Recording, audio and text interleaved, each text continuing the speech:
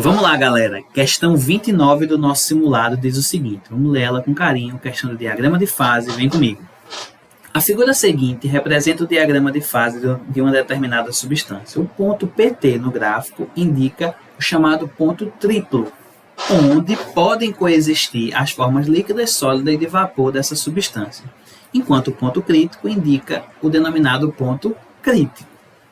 O PC indica o denominado ponto crítico, não é isso? Considere uma massa constante. Sobre o comportamento dessa massa em algumas possíveis mudanças de fase, são feitas as seguintes afirmações. A primeira, ele diz assim: para a temperatura de 0 graus Celsius, é possível transformar vapor em líquido por meio de uma compressão isotérmica. Gente, vê só.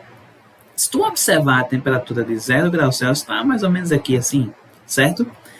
Se ele vai manter a temperatura constante, porque ele disse que é por meio de uma compressão isotérmica, o que acontece com pressão e volume quando a transformação é isotérmica? Pressão e volume são inversamente proporcionais. Significa dizer que se tu aumenta a pressão, tu diminui o volume. Se vai haver uma compressão, o volume está diminuindo. Então ele está dizendo o seguinte: a 0 graus Celsius é possível tu aumentar a pressão, porque tu está diminuindo o volume, e manter a temperatura e levar ele do estado de vapor para o estado líquido. Vamos ver? É só seguir o gráfico. O 0 graus Celsius está aqui, mais ou menos, beleza? Aqui é o 0 graus Celsius. Se tu for aumentando a pressão, ou seja, diminuindo o volume, tu chega ou não chega no estado líquido? Chega. Então essa daí é V de quê? De veracidade. Tranquilo? É só ir seguindo a seta, o que for verdade a gente vai passando o X aqui, ok? Certinho, certinho aí. Vamos para a próxima. Uma descompressão isotérmica que ocorre a temperatura de menos 60 graus Celsius pode promover a mudança de fase para o estado líquido. Gente, vê só. Se tu mantiver a temperatura constante e diminuir a pressão, tu pode promover uma mudança de fase para o estado líquido a menos 60? Não. Porque vê, quando tu tá aqui, tu só vai ficar em que região? Sólido. Então essa daí é F de falso. Beleza? Não pode ser. A outra ele diz assim: um resfriamento isobárico poderia promover mudança de fase líquida para sólida independentemente da pressão. O que é que ele está dizendo? Se tu mantiver a pressão constante e diminuir a temperatura, tu pode passar do líquido para o sólido independente da pressão que você estiver trabalhando. É verdade isso? Não. Porque, veja, se tu vier aqui diminuir demais a pressão, tu só vai entrar na região de quê? De vapor. Se tu só vai estar na região de vapor, tu pode até manter a temperatura, a pressão constante, já que ele fala que é uma transformação isobárica. Mas tu resfriando, tu só vai poder passar para onde?